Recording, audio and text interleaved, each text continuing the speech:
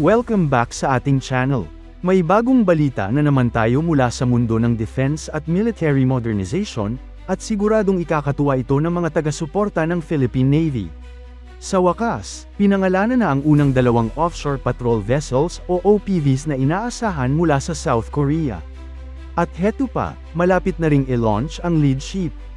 Pero bago tayo magsimula, tandaan natin na ang matatag na Pilipinas ay hindi lang nabubuo sa lakas militar, kundi sa maayos na pamahalaan, paglaban sa korupsyon, pagtanggi sa political fanaticism, at paglaban sa maling impormasyon.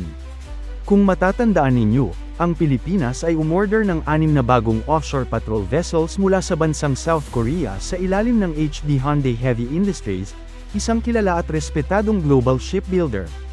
Ang proyektong ito ay bahagi ng mas malawak na AFP modernization program, lalo na ng Philippine Navy na nangangailangan ng mas modernong assets para protektahan ang ating karagatan. Ang mga OPVs na ito ay may design na HDP 2200, isang next-gen patrol vessel na pwedeng i-customize depende sa mission. At ngayon, kumpirmado na, tatawagin silang Raja Sulaiman class offshore patrol vessels. Ang lead ship o unang barko sa klase ay tatawaging BRP Raja Sulaiman, PSXX, at inaasahang magkakaroon ng formal launching ceremony ngayong June 11 sa South Korea. Napili ang pangalang ito bilang paggunita kay Raja Sulaiman, isang mandirigmang pinuno mula sa Maynila na kilala sa kanyang katapangan laban sa mga mananakop. Kaya ang pagbibigay ng kanyang pangalan sa isa sa mga pinakabagong barko ng ating Navy ay may simbolikong halaga, parang sinasabi nating handa tayong ipagtanggol ang ating bayan laban sa anumang banta. Ano nga ba ang meron sa HDP 2200 OPV? Narito ang ilan sa mga confirmed features at armaments nito.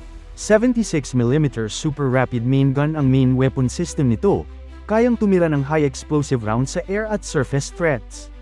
Dalawang 36mm Remote Controlled Weapon System, RCWS, para sa close-range threats, automated at pwedeng i-control mula sa loob ng ship. Simbad RC Twin Missile Launcher para sa air defense gamit ang Mistral short-range missiles. At hindi lang yan, may kakayahan ng OPV na ito na magdala ng containerized mission modules. Ibig sabihin, kung kailangan ng anti-submarine, search and rescue, drone operations, o humanitarian mission, pwede itong i-configure in just a few hours. Parang Lego ng Navy. Pero teka, hindi lang basta patrol ships ang turing sa mga OPVs na ito. Kung titignan natin ang trend sa modern naval warfare, mas binibigyan na ngayon ng halaga ang mission flexibility at interoperability, dalawang bagay na kayang-kaya ng HDP 2200 design. Alam nyo ba na ang containerized mission modules ay game changer sa maritime operations? Halimbawa, kung kailangan ng anti-submarine warfare capability, pwedeng mag-load ng sonar module, lightweight torpedoes, at kahit unmanned underwater vehicles, UUVs, kung available. Kung pang-humanitarian aid and disaster response, HADR, naman, kaya nitong isakay ang desalination units, mobile hospitals, o relief goods storage containers. Ibig sabihin, isang platform, pero kayang tumugon sa maraming uri ng misyon. Ito ang uri ng versatility na bagay sa ating sitwasyon bilang archipelagic country na may mahigit 7,600 islands. Dagdag pa dyan, ayon sa mga maritime observers, ang pagkakaroon ng ganitong klase ng barko ay hindi lang tungkol sa gyera. Ito rin ay may epekto sa soft power ng Pilipinas, sa diplomatic missions, maritime engagement, at international naval exercises. Sa katunayan, kapag operational na ang buong Raja Sulaiman class fleet, maaari itong lumahok sa mga multilateral maritime drills gaya ng RIMPAC, Komodo exercise, o ASEAN naval events. Hindi lang ito tungkol sa pagpapakita ng puwersa, kundi pagpapalakas ng relasyon sa ibang bansa. Ngayon, pag-usapan natin ang HDP 2200 design origins. Ang design na ito ay base sa karanasan ng South Korea sa paggawa ng sariling mga patrol ships at corvettes. Ibig sabihin, battle-tested na ang technology at hindi experimental. Ang design ay optimized para sa low crew requirements, reduced radar signature, at improved fuel efficiency, tatlong bagay na napakahalaga para sa Navy natin na kulang sa personnel at operating budget. Ayon sa mga ulat, ang OPVs na ito ay may cruising speed na humigit kumulang 15 knots, pero kayang umabot ng over 20 knots sa top speed. Ang range naman ay nasa over 5,000 nautical miles, sapat para sa long-range missions na hindi nangangailangan ng refueling. May mga nagsasabi rin na pwedeng gamitin ang mga OPVs na ito bilang training vessels para sa mga bagong seamen ng Philippine Navy. Dahil modern ang systems pero hindi gaanong complex kumpara sa frigates, magandang stepping stone ito sa training ng navigators, gunners, at operations crew, lalo na kung i-integrate ang mga ito sa bagong training doctrines.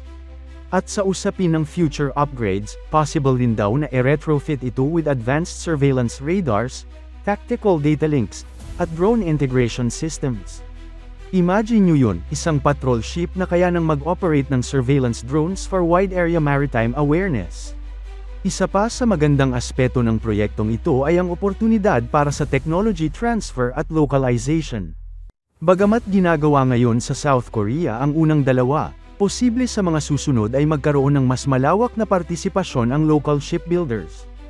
Ito rin ay aligned sa Self-Reliant Defense Posture, SRDP, program ng bansa, na nagtutulak para sa paggamit ng local industry para suportahan ang defense needs. Hindi lang ito para sa ekonomiya, kundi para sa long-term sustainability ng ating military capabilities. At syempre, hindi natin malilimutan ang strategic timing ng proyektong ito.